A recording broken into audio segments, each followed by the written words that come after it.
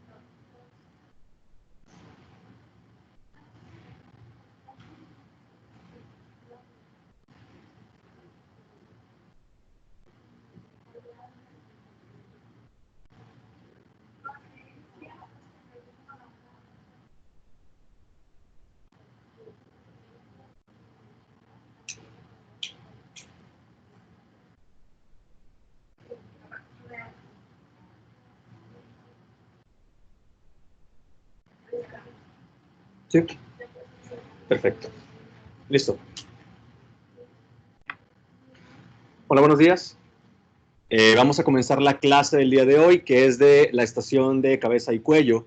Yo soy el doctor Ulises Longoria-Estrada, R3 de aquí el Departamento de Radiología e Imagen. Mis asesores para esta clase son los doctores Mario Campos Coy y la doctora Natalia Villarreal del Bosque, aquí presente. Vamos a hablar de dos temas que pareciera ser dos temas misceláneos, sin embargo, pues sí topográficamente están vinculados y conocer la anatomía en un principio de uno de ellos, bueno, la anatomía, nos permitirá también ser más precisos y más puntuales al momento de la evaluación del segundo tema, que es el más extenso de la mañana, que es el de las lesiones traumáticas del esqueleto facial. De modo que el contenido lo distribuiré de esta manera, primero la anatomía, y después nos iremos con las lesiones traumáticas del esqueleto facial. Las lesiones traumáticas obviamente van a constituir un espectro muy, muy amplio. Sin embargo, es importante que en nuestra práctica como radiólogos sepamos que existen algunos grupos de fracturas que involucran ciertos trazos típicos y que por lo tanto nos conviene señalarlas como tal, no solamente como hallazgos aislados, salpicados al clínico, sino agruparlas en un espectro, de modo que conocer que están nominadas como nasoórbitos moidales, ahí en el error de dedo, o las de Lefort, etcétera, nos van a permitir dar una mejor explicación al clínico con nuestra interconsulta para que él pueda atender mejor al paciente en la reparación estética y funcional de su esqueleto facial eventualmente. Entonces serán estas las que valoraremos. Las fracturas aisladas no están aquí numeradas, sin embargo, también las iré mencionando a lo largo del tema. Comenzando el primer par craneal, ya sabemos que es el que se denomina nervio olfatorio y es un nervio eferente visceral que nos confiere la sensibilidad especial del olfato. Sabemos que el nervio olfatorio, más que ser como tal unas fibras nerviosas que se prolonguen a partir de como tal del sistema nervioso central, son embriológicamente, estrictamente, una prolongación del diencéfalo, que es esta vesícula secundaria del prosencéfalo. De modo que son estos abultamientos, estas dilataciones que se encuentran rostrales en la línea media y se encuentran por pares, y es por tanto que se consideran como este par craneal. Anatómicamente podemos ver cómo el primer par craneal tendrá su origen, porque recordemos que lo sensitivo obviamente lleva información de fuera hacia adentro, a nivel del epitelio nasal. El epitelio nasal es un epitelio columnar pseudoestratificado que se va a encontrar principalmente en el techo de la cavidad nasal. Sin embargo, también podemos tener este epitelio nasal recubriendo medialmente, superomedialmente a nivel del tabique nasal y superolateralmente recubriendo también el cornete superior. El mismo texto consultado refería que también parte del cornete medio pudiera tener parte de este epitelio nasal. Y lo que nos interesa saber de él mismo es que van a presentarse en este epitelio nasal células olfatorias, neuronas olfatorias bipolares. Estas neuronas bipolares van a ser estrictamente los receptores sensitivos del olor y cada una de ellas va a expresar distinto tipo de receptores. En el mismo epitelio nasal, aparte de las células propiamente, las células neuronales, también van a existir las llamadas glándulas de Bowman, que estas glándulas de Bowman lo que harán es que van a facilitar la solubilidad de lo que se está inspirando y por lo tanto, secretan moco, solubilizan lo que se está inhalando y es por esto que pueden ser más fácilmente captados por el epitelio y eventualmente por las neuronas. Entonces, comienza aquí en el epitelio nasal, que está recubriendo techo, corneta superior y parte del septo nasal. Tenemos el segmento transetmoidal, que el segmento transetmoidal van a ser muchos cientos de fibras de esas células receptoras que se van a agrupar originalmente en varios fascículos que no tienen propiamente una mielina, sino unas células especializadas que los van a estar como creando esa vaina. Estas fibras, que son propiamente los que estamos viendo aquí, lo que dice fila olfactoria, esos filetes olfatorios son propiamente los verdaderos nervios olfatorios, que van a ser aproximadamente 20 de un lado y 20 del otro lado de las cavidades nasales. De modo que estos filetes olfatorios son los que traerán información de la mucosa nasal, atraviesan la lámina cribiforme del etmoides y finalmente van a hacer sinapsis en esa dilatación que tenemos, voy a señalar mejor, que tenemos aquí, que es el bulbo olfatorio. Entonces, el bulbo olfatorio será nuestro siguiente componente para entender el primer par craneal. El bulbo olfatorio vemos cómo es esa dilatación que se encuentra más rostral al diencéfalo, se encuentra más rostral y se encuentra apuesto en la porción intracraneal de la lámina cribiforme del etmoides. De modo que, esto es la lámina cribiforme del etmoides y vemos cómo el bulbo olfatorio se encuentra estrictamente reposando ahí en la lámina cribiforme del etmoides y es justamente por eso donde esas cribas, esos pequeños agujeros, es donde se están recibiendo los filetes olfatorios. El bulbo olfatorio entonces es una porción dilatada que tiene también varios tipos de células receptoras de la sensibilidad y se sabe aparte que es un sitio de generación constante de neuronas, incluso en la vida en la infancia e incluso todavía en la vida adulta. Si vamos de ahí al sistema nervioso central, luego nos encontramos con el tracto olfatorio. El tracto olfatorio vamos a ver que es un conjunto mejor dicho, una cintilla que eventualmente se va a trifurcar para llevar la información olfatoria, la información de esta sensibilidad especial, hacia el cerebro finalmente. Y se va a trifurcar en tres estrías, que son la estría intermedia, la estría lateral y la estría medial. Estas lo que van a hacer es que finalmente en conjunto se llaman el trígono olfatorio y estos son axones sensitivos secundarios y lo que van a hacer es que finalmente van a conectar con algunos centros que ya se encuentran propiamente en la masa encefálica, como por ejemplo aquí tenemos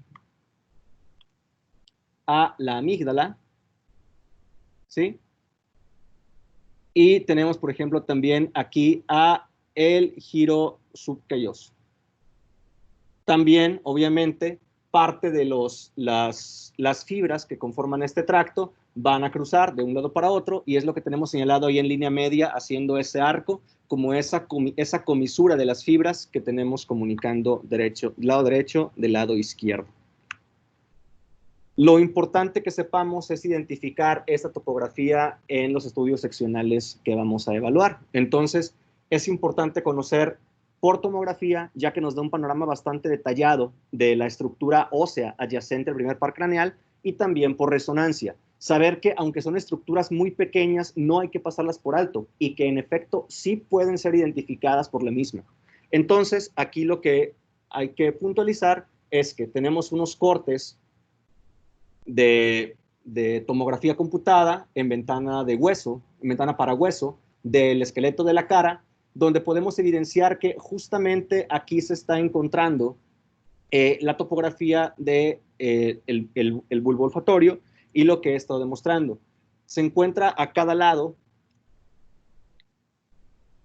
de la apófisis crista galli, que es un componente también del hueso etmoides, y notamos cómo es justamente por aquí, por esta zona, donde vemos la diferencia de la densidad del aire de los tejidos blandos, por donde van a estar pasando los filetes olfatorios. De modo que esto es la cavidad nasal, parte de la cavidad nasal, esto sería el techo de la misma, y aquí vemos cómo se extendería entonces medialmente por el septo nasal y cómo se extendería lateralmente por el cornete medio. De modo que este es el área que les he estado diciendo donde se encuentra el epitelio nasal a un lado y al otro. Finalmente confluirán para formar aquí los filetes que van a llevar la información al bulbo olfatorio, y el bulbo olfatorio se encontrará ya en la porción intracraneal, aquí a nivel de la lámina cribiforme del etmoides.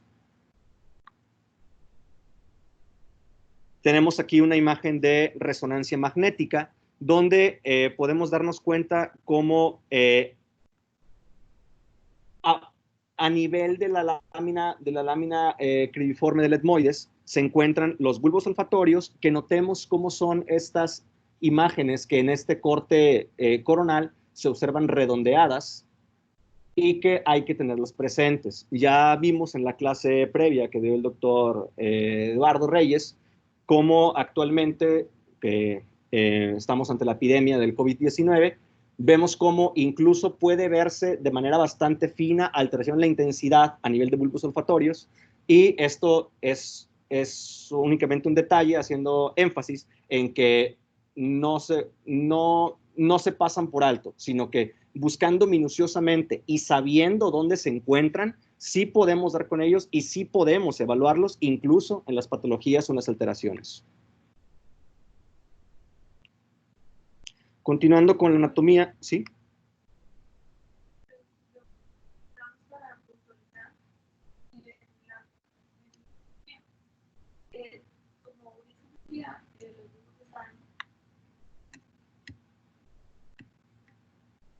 Los bulbos están sobre la lámina cribiforme, ¿de acuerdo? Pero justo en el lugar en donde se encuentran, a ese lugar se le llama fosa olfatoria, ¿ok? Que es la parte superior, gracias, que es la parte superior de las láminas cribiformes, ¿ok? Esta zona de aquí, que está delimitada medialmente por la crista galli y lateralmente por la lamela lateral, esta zona se llama fosa olfatoria. La parte inferior de las apófisis de las láminas cribiformes, donde están las fibrillas que ya explicó Ulises, a eso se le llama receso olfatorio, ¿ok? Para que podamos nombrarlos propiamente cuando estamos describiendo alguna patología, ¿de acuerdo? Y también recuerden que aquí hay una clasificación que se llama clasificación de Keros, ¿ok? Que describe qué tan profundo se encuentra la lámina cribiforme o qué tan baja se encuentra la lámina cribiforme en relación con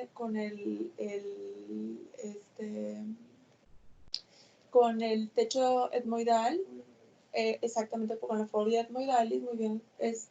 Entonces relata la profundidad y eso les ayuda a los otorrinos para que no vaya a haber complicaciones de que vayan a transgredir esta lámina, ¿ok? O incluso la fobia lateral y entren a la cavidad intracraneal, ¿ok?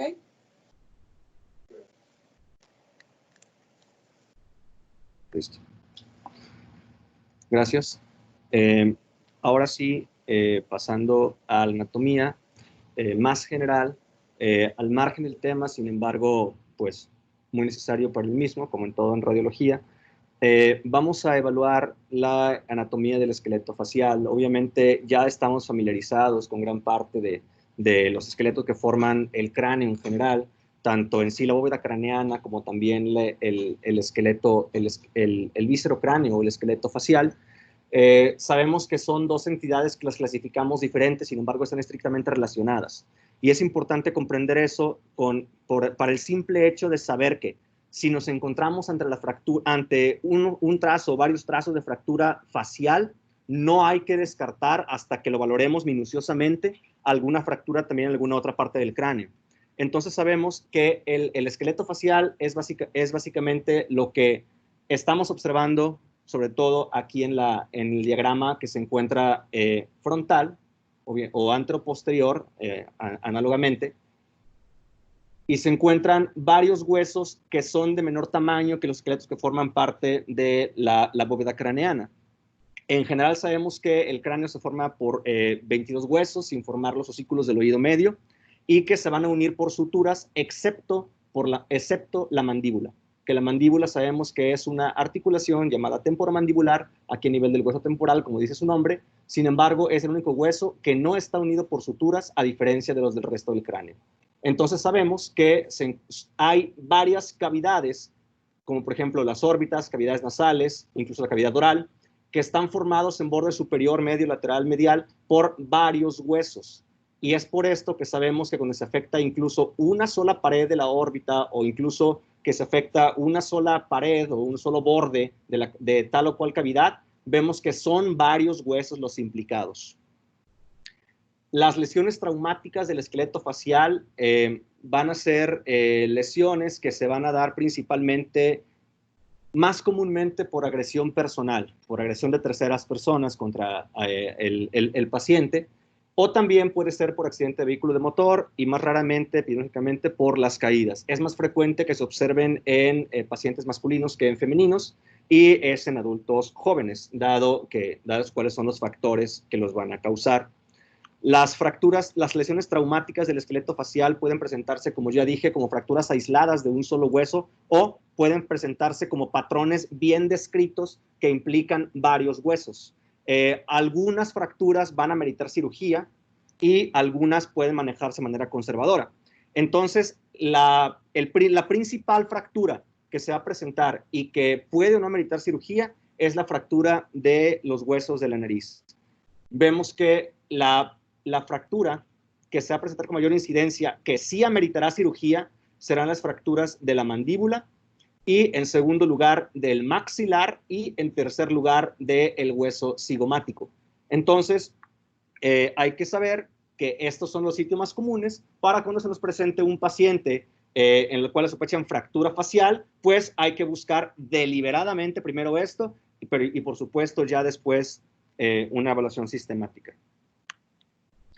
El protocolo de adquisición óptimo van a ser cortes de tomografía de alta resolución con algoritmo para hueso, cortes finos de 0.6 a 1 milímetro, y lo ideal será incluir no solamente la parte del esqueleto facial, sino también incluir desde el vértex. Esto es porque ya dije, lesiones de la cara pueden involucrar también parte del resto de los huesos del cráneo. Los reformateos sagitales van a ser útiles, sobre todo para evaluar la base del cráneo, anterior y central, y los reformateos en tercera dimensión van a ser útiles para la planeación quirúrgica. Es por eso que siempre que se nos interconsulta para valorar una tomografía de macizo facial o incluso de cráneo, siempre le interesa al neurocirujano o al cirujano plástico, etcétera, les va a interesar el reformateo en tercera dimensión, ya que puede darles un panorama más comprensible de cómo se encuentra el trazo de fractura, pero obviamente nuestra tarea es decir profundo qué es lo que también se encuentra afectado. Entonces, no pasemos por alto los reformateos en 3D, sobre todo para planeación quirúrgica que les servirá al cirujano, valga la redundancia. Obviamente se le tienen que quitar todos los tipos de metales, ¿verdad? Como venía ahí en unos sí. piercings. No. Hay que quitar todo ese tipo de cosas. Es importante que los identifiquen durante el escaneo. A veces el paciente no se los dice y hay que quitarlos, evidentemente, porque eso va a ser artefacto, ya sea en las orejas o ahí, hay que quitarlo siempre. Claro, muchas gracias. Y claro, porque esto nos va a poder enmascarar o sobreestimar o infraestimar algunos trazos de la normalidad o la anormalidad. Exacto. Entonces, si sospechamos que tiene el paciente esto, ya sea que sea valorado en urgencias, o si no se valora en urgencias, pues también aquí en la mesa de la tomografía es importante para reducir los artefactos que ya comentó la doctora Natalia. Las lesiones traumáticas del esqueleto facial pueden asociarse con complicaciones esperadas, dada su obesidad topográfica, en la cual sabemos que si es una fractura frontal a nivel de una fractura frontal, esta puede cruzar la placa cribiforme, como ya dije, de un lado al otro, y por lo tanto pudiera estar afectando el primer par craneal. O incluso vemos que cómo podría extenderse de acuerdo a la dirección de su trazo es frontal, y si cruza línea media, podría incluso estar extendiéndose hacia el canal óptico. Si hay una fractura en la fosa craneal media, que involucre incluso aquí el ápex petroso, claro que hay que descartar o confirmar que no tuviera afectación aquí a nivel de la arteria carótida. Si vemos que se encuentra un trazo de fractura posterior, hay que también confirmar que no haya afectación de los senos durales venosos. Y también tendríamos que descartar en cualquiera de las fosas craneales que no hubiera también algún sangrado extraaxial. Esto obviamente como complicaciones vasculares esperadas, pero también aquí siempre estar atentos a que no estén afectados el primero o el segundo par craneales. Las complicaciones realmente van a estar en función de qué estructura se va a ver afectada. Entonces, si se afectan las estructuras intraorbitarias, podemos tener que el paciente se presente con ceguera, oftalmoplejía, diplopia,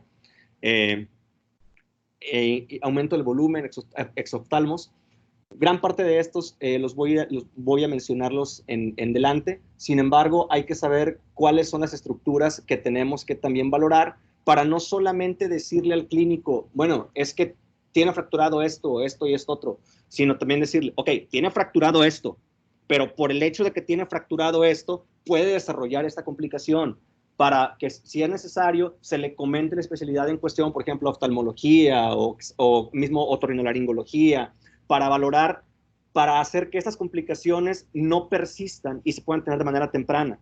Entonces, es lo importante, saber que por el cráneo pasan una serie también de conductos de los nervios o los propios nervios. Entonces, siempre que mencionemos qué estructura ósea está afectada, hay que mencionar también topográficamente a cuál otra estructura no ósea estaría llevando de encuentro, porque eso nos va a servir sobre todo para el manejo y para la funcionalidad del paciente.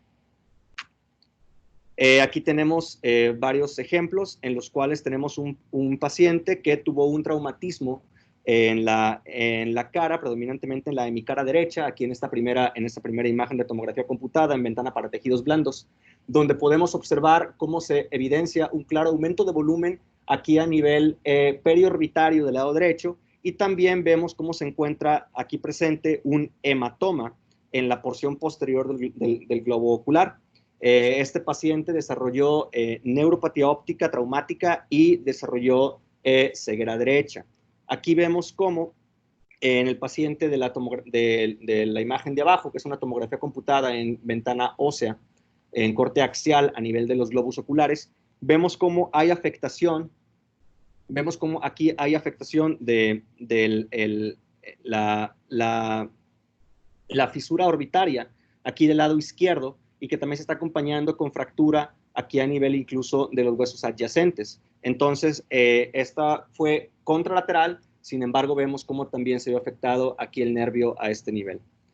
Vemos otros ejemplos en el lado derecho de nuestra pantalla, donde observamos un paciente que desarrolló tuvo un traumatismo que le condicionó una fractura con un patrón de Lefort tipo 2. Entonces, esta fractura está pasando el trazo por aquí, por el piso de la órbita, y está afectando el agujero infraorbitario, que es lo que observamos aquí a este nivel. Claro, notamos cómo hay bastante gas, y el gas casi siempre va a ser un indicador de que ahí en ese punto hay que ir a buscar deliberadamente los trazos de fractura. Entonces, vemos cómo hay múltiples fracturas a varios niveles, incluso aquí también a nivel de la mandíbula. Vemos que la rama V3 del trigémino aquí también se vería afectada porque está totalmente segmentando la mandíbula previo aquí al ángulo. Y aquí podemos ver la reconstrucción coronal de la misma. Entonces, las fracturas no van a ser entidades aisladas, sino que hay que mencionar y puntualizar siempre que las evaluemos qué estructura, sobre todo nerviosa, va a estar afectada. En el de abajo, en la imagen esta de abajo, como también hay neumoencéfalo y como también hay aire adyacente a la lámina papirácea del etmoides en el margen medial de la órbita. Entonces aquí prácticamente te está garantizando que hay paso de aire de las celdillas etmoidales hacia la órbita y por lo tanto que hay una fractura ahí. ¿De acuerdo?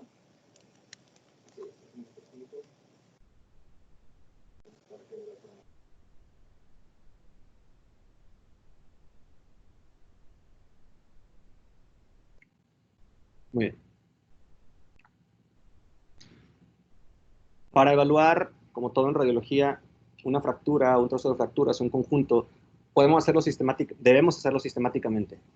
Entonces, hay que saber que el cráneo, el viscerocráneo, tiene ciertos puntos que son más, que tienen mayor rigidez o que confieren una mayor estabilidad que el resto de otras estructuras. Y es por esto que se sigue usando y seguimos refiriendo cuando hablamos de fracturas y esqueleto facial, el sistema de los contrafuertes. Los contrafuertes los podemos concebir como en un cuarto o algo, los pilares que se encuentran dándole mayor estabilidad. O sea, el resto de las estructuras óseas van a ser, digamos, las paredes, pero los contrafuertes van a ser tanto los travesaños como lo vertical, que se encuentra dando esa estabilidad y que está encasillando las cavidades como las órbitas, como la cavidad nasal, las cavidades nasales, como la cavidad oral. Entonces vemos cómo hay contrafuertes horizontales y contrafuertes verticales. La mayoría de ellos van a ser los transversos superior e inferior, como aquí el maxilar transverso superior, en amarillo, maxilar transverso inferior, en morado, naranja, el mandibular transverso, que es el que está como en café, y el mandibular transverso inferior, en verde.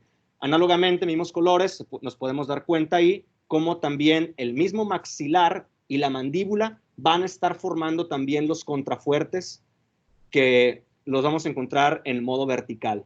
Entonces, mencionaba ahí un artículo consultado que el sistema de contrafuertes por algunos médicos no lo están utilizando como que ya en la actualidad. Sin embargo, no es obsoleto y hay que ser consciente de que existen porque le proporciona al cirujano, al plástico o al neurocirujano, le va a proporcionar puntos importantes donde va a poder colocar fijadores, ya que eso es lo que le va a dar mayor estabilidad y por lo tanto le va a dar mayor estructura y función a las estructuras afectadas en la cara al momento de la fractura. Hay otro sistema en el cual mencionaba que es usado también por especialidades como la otorrinolaringología, donde se puede dividir estratégicamente a la cara en los tercios superior, medio e inferior. Entonces vemos cómo el tercio superior, mejor dicho, el tercio medio va a estar separado de los respectivos superior e inferior por este margen que se encuentra aquí en el borde superior de las órbitas y que pasa incluso aquí por la sutura que está articulando los huesos nasales con el frontal, y vemos cómo el margen inferior está delimitado por la mandíbula en su borde más superior. De modo que gran parte de las fracturas y gran parte de los trazos que nos conviene estudiar de manera muy minuciosa, porque hay muchos huesos ahí confluyendo y articulándose, son sobre todo las fracturas del tercio medio de la cara, y son los que vamos a describir a continuación. Entonces, las generalidades para evaluar sistemáticamente estas es que como radiólogos debemos saber identificar las clasificaciones anatómicas basadas en contrafuertes y en los tercios para utilidad del interconsultante. Solo listar fracturas va a resultar inútil para el cirujano. Hay que agruparlas. Hay que decir qué está afectando. Hay que decir qué patrón está describiendo el trazo y por lo tanto podemos inferir, si es que no se conoce, cuál fue la cinemática del trauma. Y el reporte debe de incluir y puntualizar sobre estructuras críticas y complicaciones, y siempre hay que mencionar si existe desplazamiento o si existen fracturas conminutas, sobre todo en puntos de inserciones de músculos u otras estructuras. Vamos a comenzar a abordar las fracturas centrales del tercio medio de la cara. Son las fracturas nasoórbito-etmoidales. Se consideran así en complejo porque un traumatismo que se lleva a cabo a nivel del puente nasal va a absorber toda esa energía a nivel de donde están confluyendo los huesos nasales, donde está confluyendo el etmoides, y obviamente se va a ver afectada también las paredes de la órbita y también los bordes externos de la misma. Mientras más inferior, es más probable que este traumatismo, esta energía, sea absorbida sobre todo por los huesos de la nariz. Sin embargo, mientras más superior o mientras más se encuentre a nivel de la confluencia de estos, es más probable que se distribuya energía incluso hacia el etmoides. ¿Qué es lo que va a pasar? Se desplaza la pirámide nasal posteriormente, con fractura de los huesos propios, el maxilar, senos etmoidales, las paredes de los senos frontales, la placa creviforme y el septo nasal. La importancia clínica que reviste clasificar las fracturas nasoórbito-etmoidales es básicamente esta clasificación, que es la clasificación de Markovitz. La clasificación de Markovitz va a estar en función de los fragmentos en los cuales va a estar dividido la pared medial de la órbita. Y esto es particularmente a nivel de donde se inserta el tendón, el tendón cantal, el tendón del canto medial, el tendón del canto interno. Entonces, el Markovitz 1 es cuando va a ser únicamente un fragmento, pero que va a estar todavía unido aquí a nivel del tendón, o al revés. El tipo 2 es cuando es una fractura conminuta, sin embargo, habrá todavía un fragmento suficientemente grande a donde va a estar anclado el tendón, y la tipo 3 es donde va a haber una disrupción del tendón con la estructura ósea a expensas de que la fractura es conminuta y no hay un punto donde pueda esta anclarse. Entonces, esto es lo importante. Obviamente la mayor severidad va a ser esta última, que es donde ya no está anclado el tendón de la estructura ósea, y las tipo 2 y tipo 3 van a requerir fijación transnasal, o ya sea del tendón del canto interno, o incluso, bueno, fijación transnasal del tendón del canto interno. Entonces, siempre que veamos una fractura aquí a este nivel, hay que asegurarnos de los fragmentos y también de la integridad del tendón, a pesar de que veremos edema de los tejidos blandos. Esas son reconstrucciones en tercera dimensión, en las cuales se ejemplifica cómo pudiera ser las fracturas tipo 1, 2 o 3 de la clasificación de Markovitz por las fracturas naso-órbito-etmoidales, y cómo en la tipo 3 es donde se evidencia, se ejemplifica tanto una abulsión del tendón como también la conminución de la fractura, y por lo tanto ya la ausencia de un punto donde pueda anclarse este mismo. Entonces, ¿puede haber fotografía o tiene que ser resonancia? Pues yo digo que, bueno, como yo dije, en estos eventos, sobre todo donde va a estar edematizado, bien pudiera ser que no lo pudiéramos delimitar claramente, ¿ok? Sin embargo, en tomografías no traumáticas se puede inferir, ¿no? Pero...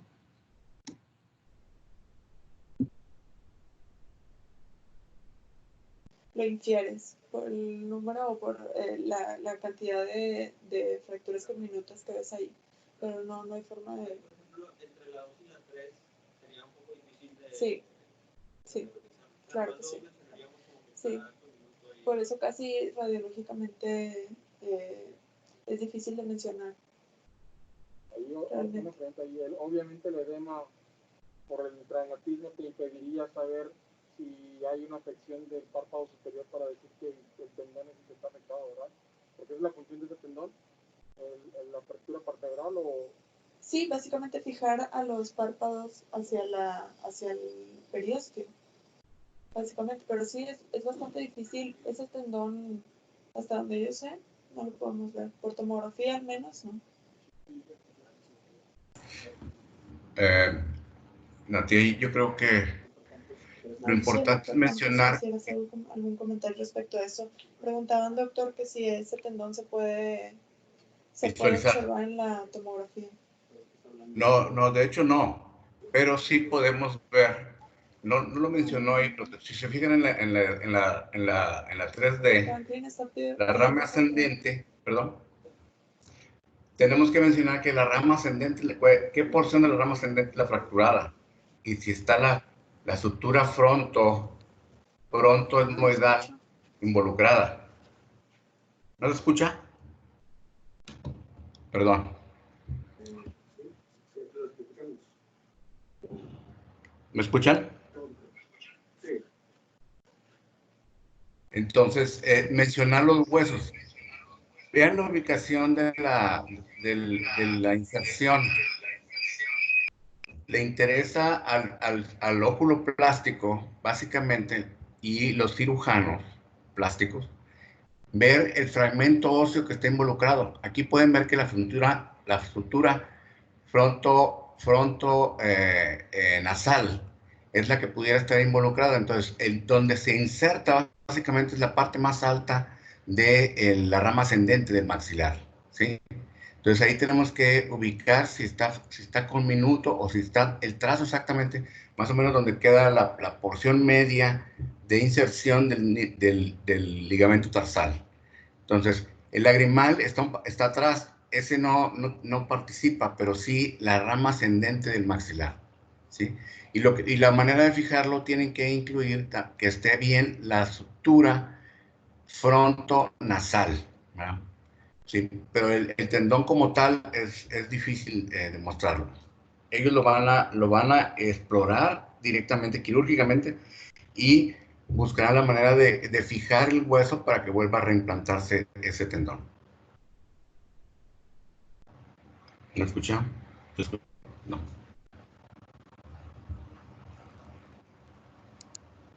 Bueno, no se escuchó, Sí, ¿verdad? sí, Ah, sí lo escuchamos. Lo escuchamos bien. Muchas gracias. Es todo, gracias. Gracias.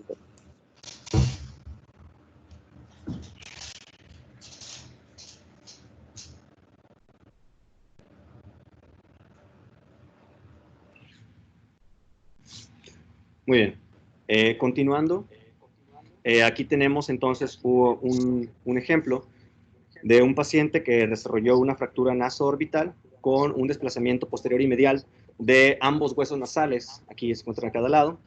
Y vemos como también hay múltiples fracturas etmoidales, tanto aquí en este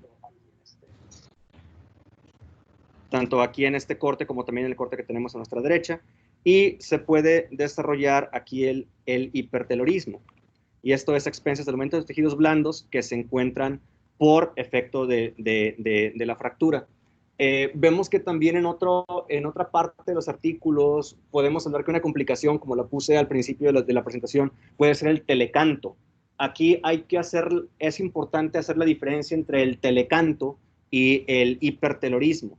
En el hipertelorismo vemos que van a estar separados los globos oculares, puede haber incluso una separación de más de 3 centímetros entre ambos a nivel de las pupilas, y en el telecanto no vamos a ver como tal una separación de los globos oculares, pero sí vamos a ver una distancia aumentada de canto interno a canto interno, y esto puede atribuirse principalmente al aumento de volumen de tejidos blandos que se encuentran ahí en ese nivel. Entonces, al momento de revisar de vuelta la bibliografía, saber que es diferente el telecanto como tal el hipertelorismo. Aquí tenemos otras imágenes. En la primera vemos dos imágenes axiales de tomografía, donde vemos cómo hay fracturas nasales y que también en una tomografía de seguimiento vemos cómo están persistiendo, asociadas de un aumento de tejidos blandos. Ya eventualmente después, los aumentos de tejidos blandos no se debe evidenciar como tal, sin embargo, puede que persistan las fracturas aquí a nivel de los huesos nasales. Y en las tomografías C y D, vemos otro paciente que tuvo fractura de ambos huesos nasales, y vemos cómo hubo desplazamiento hacia el lado de algunos fragmentos, como se encuentra aquí en el lado derecho, y se evidencia también este aumento de volumen a nivel del septo nasal, que seguramente correspondía con un hematoma. Pasamos a otra clasificación de las fracturas, que son las fracturas centrales del tercio medio de la cara, fracturas transfaciales llamadas fracturas de Lefort, en honor al cirujano francés que los describió en 1901. Él identificó en estudios post-mortem que en varios de las víctimas que él ya no pudo tratar, se encontraban varios trazos específicos de fracturas, y que esos trazos específicos hacían referencia como a algunos puntos débiles de acuerdo a cómo era el impacto directo que tenían sobre la estructura facial. Entonces fueron descritos en estas líneas que van a estar separando en mayor o menor grado las estructuras faciales de la mandíbula o bien superiormente. Entonces, este autor, que también se encuentra citado en la bibliografía, nos marca que el tipo 1 podemos simplificarlo como que está fracturado el margen anterolateral de la fosa nasal, es decir, lo que se encuentra aquí a este nivel. Perdón. Sí, la 1 es esta, así es, una disculpa. Así es.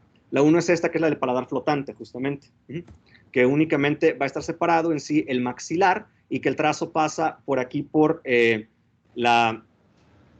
a ambos lados, ambos contrafuertes mediales del maxilar y se va a extender incluso hacia posterior. El tipo 2 es sí la que mencionó la doctora Natalia, que tiene forma piramidal, es importante recordarlo como tal, y el tipo 3 es el que va a involucrar el borde inferior de la órbita y tenemos que considerar que también sí señala, ¿verdad?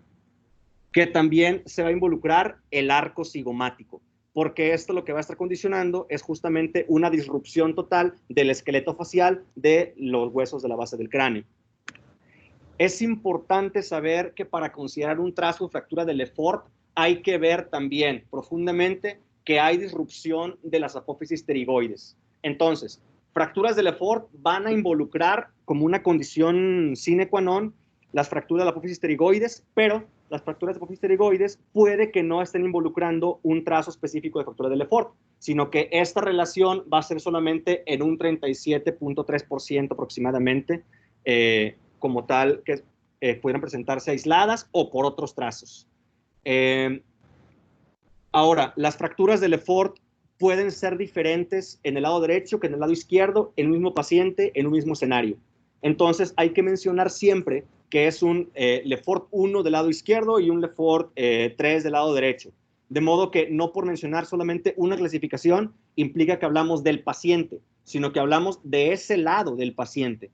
Entonces, siempre mencionar la fractura de Lefort con la lateralidad en la cual se está viendo afectada la misma.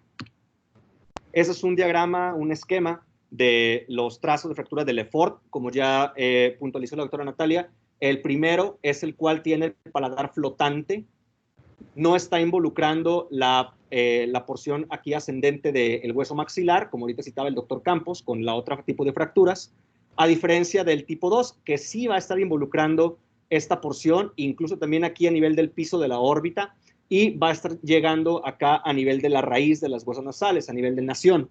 Y el tipo 3 va a ser semejante al tipo 2, pero recordemos, esta disrupción a nivel del arco cigomático es lo que nos va a dar finalmente la clasificación.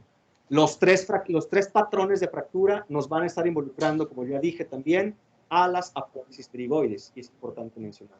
Fíjense que de cada fractura pasa por un contrafuerte. Okay. Vean, esta fractura es Lefort 1, pasa por el contrafuerte maxilar medial, okay, lo rompe. La fractura de Lefort 2 pasa por el contrafuerte transverso, okay, aquí en la base de la órbita, y la de 3 pasa por el contrafuerte lateral maxilar.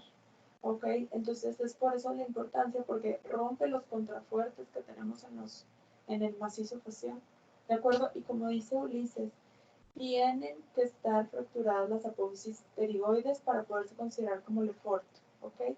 De ahí partimos, ¿de acuerdo? Vemos las apófisis y entonces ya vemos los trazos y entonces ya podemos clasificarlas.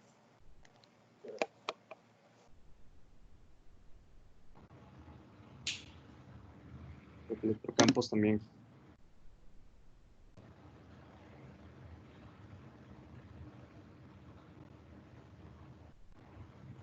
Lo escuchamos, doctor.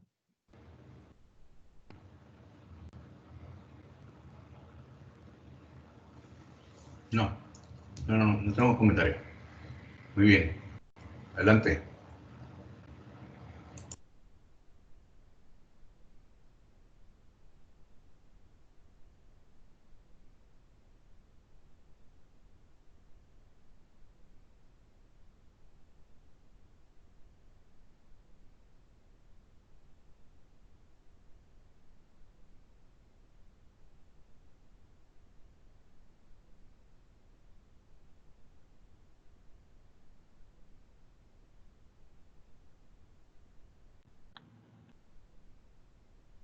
Muy bien. Continuando, se escucha, ¿verdad? Continuando, las tipo 1, como ya mencioné, son atribuibles a traumas de bajo impacto, comparando con las otras dos clasificaciones, los otros dos tipos, a nivel del labio superior o inmediatamente superior al piso de la cavidad nasal. Y esto lo que va a condicionar es un paladar flotante. El paladar flotante es porque va a estar separando en sí los dientes, los apófisis alveolares del resto de la cara. Entonces, ¿cómo va a ser el trazo? Como está evidenciado ahí en el diagrama, va a estar involucrando el reborde alveolar superior, aquí a nivel del maxilar, de manera transversa.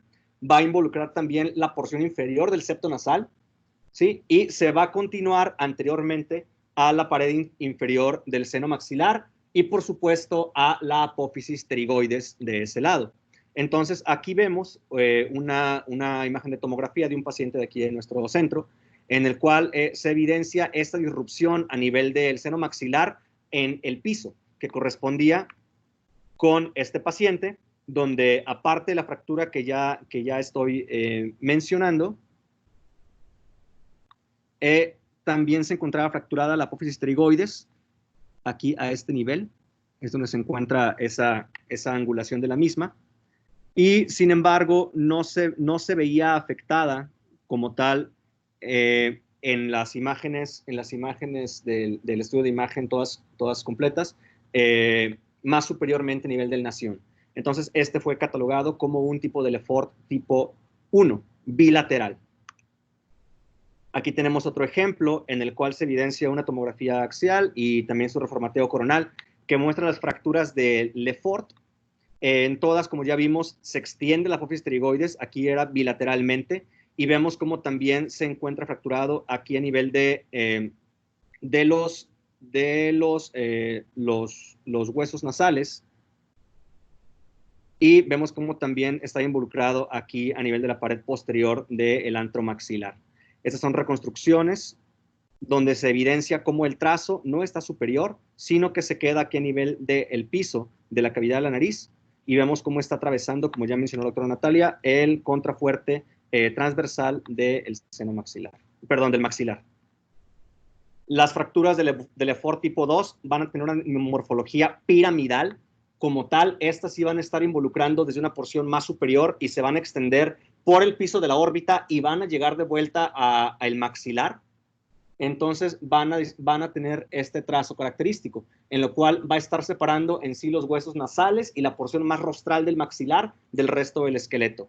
El trazo fractura se extiende de la porción superior de la nariz, huesos propios, paredes mediales de la órbita, hacia las suturas cigomático-maxilares y la pared anterior del maxilar, y se distribuirá posteriormente, ya sabemos. Entonces, estas son las Lefort tipo 2, que está ejemplificada aquí en esta reconstrucción coronal de un paciente también aquí de nuestro medio. Hacía referencia ahí en el artículo, en el capítulo del SOM consultado, cómo las fracturas tipo 2 de Lefort tendrán que involucrar forzosamente los huesos nasales y tener esta forma piramidal, de modo que hay también otra clasificación que involucra las fracturas en las cuales se ven afectados el maxilar y huesos nasales, son estas fracturas llamadas de Wasmund tipo 1 y tipo 2. Entonces, en la de Wasmund tipo 2, vemos cómo no están afectados los huesos propios de la nariz, sino que el trazo de fractura es inferior a los mismos. Y el Wasmund tipo 1 correspondería con ese trazo de fractura que sí los involucra y que corresponde propiamente a la fractura tipo 2 de Lefort. En estas fracturas tipo 2 de Lefort, aquí tenemos otro ejemplo. Hay que ser conscientes, hay que ser puntuales de que el trazo está afectando el piso de la órbita. Entonces, como afecta el piso de la órbita, hay que mencionar y ser precisos que va a estar afectando muy seguramente la rama V2 del trigémino. Entonces, es importante saber justamente este marcador anatómico porque es la estructura nerviosa que se ve involucrada. Claro, también puede estar afectando incluso a nivel más superior. Esa es una fractura combinada, porque obviamente no es como que los pacientes desarrollen estrictamente el trazo único de Lefort, sino que también hay que buscar que tenga otras fracturas combinadas, como por ejemplo aquí a nivel del techo de la órbita. Otro ejemplo de Lefort tipo 2, donde vemos cómo las flechas están señalando que hay disrupción aquí a nivel de la pared posterior de los senos maxilares bilateralmente, y aquí también hay disrupción de justamente donde está el canal infraorbitario. Aquí vemos una reconstrucción en sagital de lo mismo y ya vemos qué es lo que tiene que tener. Las fracturas de Lefort tipo 3 van a ser atribuibles a un cráneo a un trauma de mayor impacto, y va a condicionar, como dije al principio de la clasificación, una separación del esqueleto facial de la base del cráneo, como está escrito ahí en verde. El trazo de fractura, entonces, ejemplificado aquí en el diagrama, va a ir de la porción más superior de la nariz a los huesos propios de la nariz, paredes mediales de la órbita, paredes incluso inferiores de la órbita, y va a terminar cerca de las suturas cigomático-maxilares. Y puede haber un segundo trazo que se extienda del piso de la órbita hacia la porción posterior de cada maxilar y hacia las apófisis pterigoides. Entonces, los tractos cigomáticos van a estar fracturados y así se va a completar pues, la separación del esqueleto facial de la base del cráneo, como está ahí en verde. ¿Ok?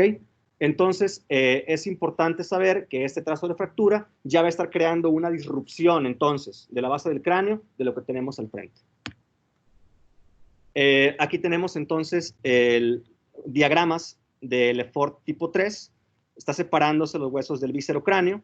Vemos cómo la condición necesaria es que esté el arco cigomático, o aquí a nivel de articulación, perdón, el arco cigomático, de aquí de la articulación del cigomático con el maxilar, fracturado. Aparte del trazo de fracturas, al frente, rostrales, que ya habíamos evidenciado, con una también afectación a la pared medial o incluso puede ser inferior de la órbita. Tenemos estas reconstrucciones, tanto en tercera dimensión como también reconstrucciones en coronal, donde se puede evidenciar que aquí hay una fractura del arco cigomático. De hecho, se ve con minuta. Es esta, ¿verdad? Sí, sí. De acuerdo, esta es la fractura. ¿Okay? Del arco cigomático. También hay fractura con minuta aquí a nivel del hueso temporal. Y vemos cómo también en las reconstrucciones coronales se evidencia la disrupción aquí lateral del piso de la órbita o bien ya la pared lateral de la misma. Y en esta otra imagen se evidencia cómo el trazo, aquí podemos evidenciar cómo viene desde la porción más anterior de la cara, más rostral de la cara. Tenemos otras imágenes donde podemos también evidenciar lo mismo. Es un paciente con una fractura de Lefort aquí en el lado derecho, donde se evidencia que la pared lateral de la órbita está rota y tiene otras fracturas adicionales a nivel de la pared medial de la órbita, como podemos evidenciar aquí en este corte axial, y también está involucrando aquí la lámina cribiforme. Entonces es importante saber que los trazos de fractura, los patrones los describimos muy sistemáticos, sin embargo, no nos quedemos ahí. Se pueden acompañar de otras fracturas, como en este caso, lo que estamos evidenciando aquí. Vemos cómo hay enfisema en varios lados y eso nos va a dar la pauta para saber dónde buscar puntualmente. Lo importante de describirlas es que clasificarlas de tal o cual forma es lo que va a condicionar que se haga o no se aborde o no se aborde quirúrgicamente, ya que las fracturas tipo 2 y tipo 3 son las que aproximadamente un cuarto de las mismas van a ser abordadas quirúrgicamente y en muchos de estos casos el paciente va a necesitar una traqueostomía. Esto es para asegurar la vía aérea, principalmente por el edema o bien también por la obstrucción mecánica que está desarrollando el paciente. La traqueostomía va a ser aproximadamente necesaria en un 22% de fracturas de pacientes con fracturas de Lefort y en un 43% de pacientes con fracturas de tipo 3. Sin embargo, pues ya cuando se evaluó pacientes con necesidad de traqueostomía, se demostró que gran porcentaje de ellos se asociaba a unos resultados más pobres respecto incluso a la mortalidad de los mismos. Las metas de evaluar, caracterizar fracturas de Lefort para con el cirujano es que ellos puedan restaurar la proyección facial, o sea, la estructura facial, restaurar la altura, sobre todo a nivel de las órbitas y el contenido que está dentro del mismo, y lograr preservar o restablecer, en caso de haberla perdido, la oclusión dentaria. Entonces es por esto que los contrafuertes, como dije en un principio, deben ser bastante útiles, porque van a ser los puntos donde ellos van a poder anclar los instrumentos quirúrgicos y por eso es que van a poder llegar a las metas, que son las que necesitamos nosotros, irlos guiando imagenológicamente. Tenemos otra clasificación, que son las fracturas laterales del tercio medio de la cara, o las que van a ser principalmente con afectación de los huesos cigomáticos. Las fracturas trimalares, o propiamente conocidas como fracturas cigomáticas a secas, van a ser fracturas que se van a extender por la pared y el borde lateral de la órbita y van a separar también el cigomático del maxilar, y también el otro trazo de fractura será a nivel del arco cigomático. Se llaman trimalares porque van a estar involucrando, por lo general, bueno, forzosamente, 3 trazos, y entonces el cigomático va a estar separado, o un fragmento del cigomático va a estar separado de los huesos que están superficialmente adyacentes a él. Y podemos percibir aquí los 3 trazos de fractura. Tenemos que también se van a caracterizar de acuerdo a la conminución de sus fragmentos. Claro que mientras mayor conminución, o mientras si presenta o no presenta, si presenta depresión, puede condicionar complicaciones, como por ejemplo condicionar un pinzamiento de los músculos de la masticación y afectar por lo tanto esta función. Y entonces siempre es importante hacer mención del número de fragmentos y también la altura de donde se encuentran los mismos. Y los fragmentos por sí mismos van a ser considerados en la planeación y en el tratamiento. Aquí podemos evidenciar entonces cómo está a nivel de el piso de la órbita, que es este trazo que tenemos aquí. Vemos cómo también se encuentra esta separación aquí a nivel del arco cigomático, y esta que no podemos evidenciar en la reconstrucción en 3D, como también se observaba un trazo de fractura. Aquí a lo mejor no se puede delimitar muy claramente, más que la angulación, y muy puntualmente se ve ahí como la disrupción de lo mismo. Recuerden que el arco cigomático, una gran parte del arco cigomático lo forma el hueso temporal, ¿okay? La apófisis cigomática del hueso temporal. Entonces fíjense que esta es la sutura que está entre el cigomático per se y la apófisis cigomática del hueso temporal, y acá la fractura está involucrando esta apófisis. ¿Okay? Entonces no hay que confundir entre la sutura, que es esta de aquí, y la fractura, que es esta de acá atrás. También puede haber una disrupción de la sutura, ¿okay? Puede estar separado, ¿de acuerdo? Pero no se confundan entre estas dos como pitfalls ahí entre fractura y sutura, ¿de acuerdo?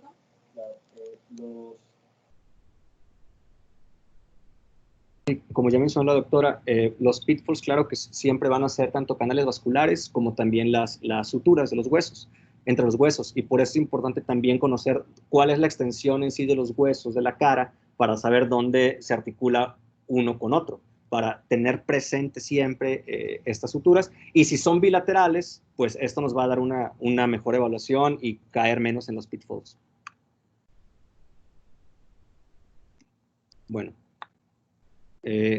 Continuando, esta es una fractura también del tercio medio de la cara, es una fractura cigomático-mandibular que básicamente será como las fracturas trimalares, pero también va a involucrar la mandíbula, ya sea el cóndilo, la apófisis coronoides o ambos.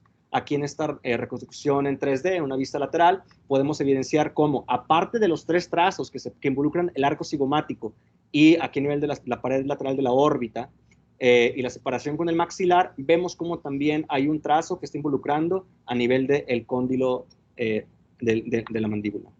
Y también, como ya dijimos, puede que no sea aislado, sino que también hay fractura mandibular asociada. Gracias. Las fracturas en sí del arco cigomático van a ser propiamente fracturas de esta que no lo van a estar separando en sí del resto de la cara, como lo habíamos evidenciado previamente, y van a estar desplazadas medial y caudalmente, y esto es por el vector del impacto. Aquí es importante que las fracturas del arco cigomático pueden provocar un pinzamiento del músculo temporal o un pinzamiento incluso a nivel de la apófisis coronoides de la mandíbula, y por eso puede interferir con la función de la masticación adecuadamente, mecánicamente. y puede haber trismus hasta en un 45% de las fracturas del arco y hasta en un 33% de las trimalares. Entonces, vemos aquí como hay una fractura del arco cigomático, que sobre todo es más notorio en las imágenes C y D, cómo se está provocando aquí una depresión de la misma, una depresión de uno de los fragmentos, y que esto va a condicionar un pinzamiento, de los músculos, así como aquí a nivel de la figura D, vemos cómo también esta fractura del arco cigomático puede estar incluso extendiéndose hacia la articulación temporomandibular, a la fosa glenoidea del temporal, y poder también condicionar una disfunción en la masticación. Vemos cómo hay que clasificarlas de acuerdo a sus trazos y también a su depresión, ya que la depresión de los fragmentos, como vemos en B, C y D, por así decirlo, es lo que puede condicionar afectación a estructuras subyacentes. Y por último, vamos a valorar el tipo de fracturas en blowout. Las fracturas orbitarias en blowout hace referencia a un tipo de fracturas en particular que van a estar dadas porque un objeto contuso que va a tener un diámetro mayor al de la órbita va a impactar directamente sobre la misma. Y lo que va a pasar es que podemos hacerlo de manera figurada, que va a condicionar que el globo ocular y parte de las estructuras que están dentro de la órbita funcionarán como proyectil, con un proyectil que va a desplazar la energía desde el mismo interior de la órbita, y por lo tanto va a provocar fractura en las porciones más débiles de la misma, que van a ser por lo general, como está ejemplificado ahí en el diagrama, el piso de la misma, pero también la pared medial. Entonces, una fractura pura en blowout es cuando se ve afectado porción medial, piso de la órbita, pero se ven conservados todavía los márgenes de la misma. Esa es la fractura pura en blowout. De modo que el problema con esto es que al verse rotas las paredes, sobre todo la pared del piso, puede que haya una herniación en el contenido hacia, en este caso, el seno maxilar, y también, pues claro que por el trayecto puede verse afectado la rama V2 del trigémino. Vemos aquí una fractura pura en blowout, donde podemos evidenciar en este corte coronal cómo existe una neumoórbita. Podemos evidenciarlo aquí incluso a nivel casi de toda la periferia, y vemos en este segundo corte cómo, bueno, desde aquí como el margen orbitario está intacto, pero vemos que sí el piso está roto, ya más en un corte más posterior, y que esta fractura del piso va a estar condicionando la herniación de la grasa hacia el seno maxilar. Y esto siempre hay que referírselo al clínico. Las fracturas en blowout pueden tener también complicaciones. La más frecuente es la diplopia. La diplopia es la complicación más frecuente. Sin embargo, también es importante mencionar que es una complicación por lo general transitoria y puede deberse al edema, obviamente, porque ahí fue donde se recibió directamente el traumatismo. Para valorar si la diplopia puede o no persistir, bueno, para valorar la diplopia es importante ver si no hay atrapamiento de alguno de los músculos extraoculares. En este caso tenemos una de esas complicaciones en las cuales podemos evidenciar tanto aquí en el corte coronal como aquí en la reconstrucción sagital, como aquí el músculo recto inferior se está herniando, y vemos cómo está creándose también aquí un pinzamiento a este nivel. Y por lo tanto, esto va a condicionar una diplopia que no será transitoria. Entonces, tanto el pinzamiento de los músculos como también un endoftalmos, que esto a consecuencia de que se está herniando el contenido hacia algún punto, estas van a ser indicaciones de cirugía inmediata. De modo que en el momento en que se nos interconsulta hay que mencionar si está o no presente estas complicaciones para que el clínico pueda dar tratamiento oportuno y repercute en el pronóstico del paciente. Como diagnósticos diferenciales de fracturas por blowout, tenemos esta imagen de nuestra izquierda que corresponde con una dehiscencia de la lámina papirácea del etmoides. Entonces, es importante saber que existe esto como una variante congénita, pero vemos que siempre en el contexto de, si llega un paciente politraumatizado o con fracturas faciales y vemos esta imagen de nuestra izquierda, pues hay que ver que no tenga otros factores asociados, como por ejemplo, ya dije, el enfisema o la neumoórbita, que no tenga sangrado a nivel de las celdillas etmoidales o incluso más posterior, que no tenga algún otro estigma de fractura a ese nivel.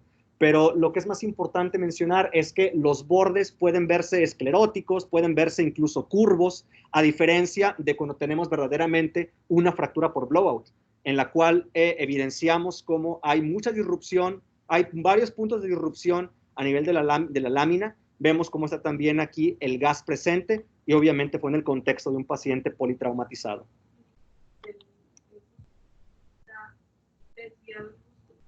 Claro. Así es. Así es. Lo malo de que los músculos se hernían es que puede haber fibrosis después. ¿Okay? Entonces ese músculo se empieza a fibrosar. Incluso también puede haber hematomas dentro de los músculos, dentro del mismo músculo. Y hay aún más mal pronóstico en cuanto a la morbilidad de la fractura. Pudiera ser, por ejemplo, aquí. Y este que también se está herniando. Y en contraposición llamamos fracturas en blowing, a aquellas en las cuales, lejos de que el contenido salga de la órbita hacia las estructuras cavidades vecinas, aquí vemos cómo los fragmentos óseos van a estar metiéndose a la órbita, como en este caso, en esta fractura, que es una fractura en blowing, donde fragmentos óseos a nivel del techo de la órbita están yendo hacia el contenido orbitario y pueden provocar otro tipo de complicaciones, como por ejemplo una laceración del globo ocular. Las fracturas puras en blowing, o sea, en las cuales únicamente fueran las paredes de la órbita sin involucrar los bordes, son raras. Entonces, a diferencia de las blowout, que sí es posible ver fracturas puras en blowout. Y las fracturas en blowing entonces tendrán otro tipo de complicaciones, como por ejemplo esta que evidenciamos aquí, tanto en la reconstrucción coronal, sagital, como también podemos evidenciar aquí este fragmento protruyendo hacia la órbita en la valoración en tercera dimensión. Entonces, ya habiendo visto los ejemplos, las clasificaciones, tenemos las generalidades que ahora son conclusiones. Hay que saber identificar clasificaciones anatómicas basadas en sistema de contrafuertes, tercios, para siempre y cuando les sea útil al cirujano. No solamente listando recuadro azul, sino también agrupando lo que se está viendo afectado. Siempre advertir sobre complicaciones, estructuras críticas adyacentes y siempre mencionar la conminución de las fracturas, porque esto también ayudará en la planeación quirúrgica. Entonces, básicamente son los aspectos básicos que hay que considerar en todo tipo de fracturas faciales para mayor utilidad y mayor beneficio del paciente. Nada más déjame hacer un comentario Claro. final. No se espanten cuando vean fracturas faciales. ¿Okay? Traten de encontrar el patrón. ¿Okay?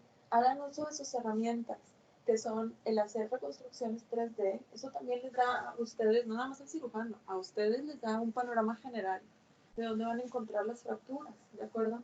Y hagan también uso de las reconstrucciones en MIP, porque al momento de sumar y darle MIP al estudio, se van a poder ver las fracturas mucho más fácil, ¿ok?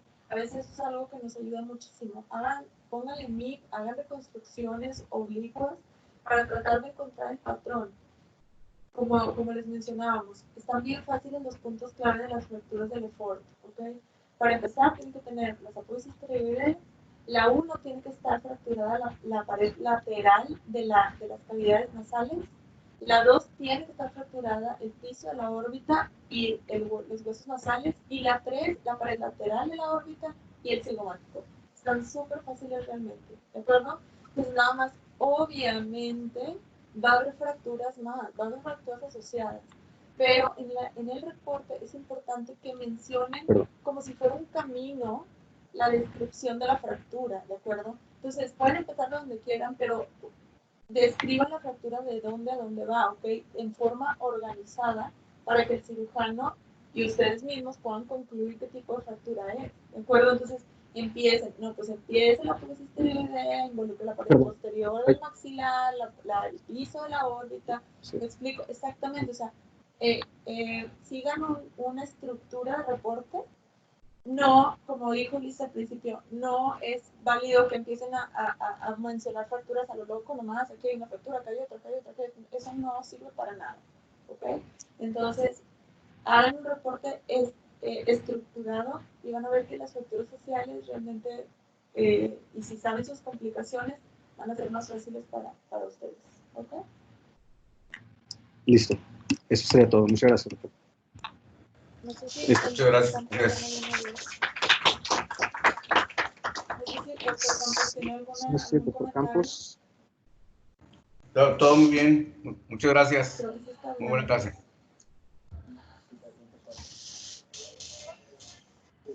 Listo, doctor, lo escuchamos. No, muy buena clase. Gracias. Muchas gracias. Muchas gracias. Excelente. Bye. Hasta luego.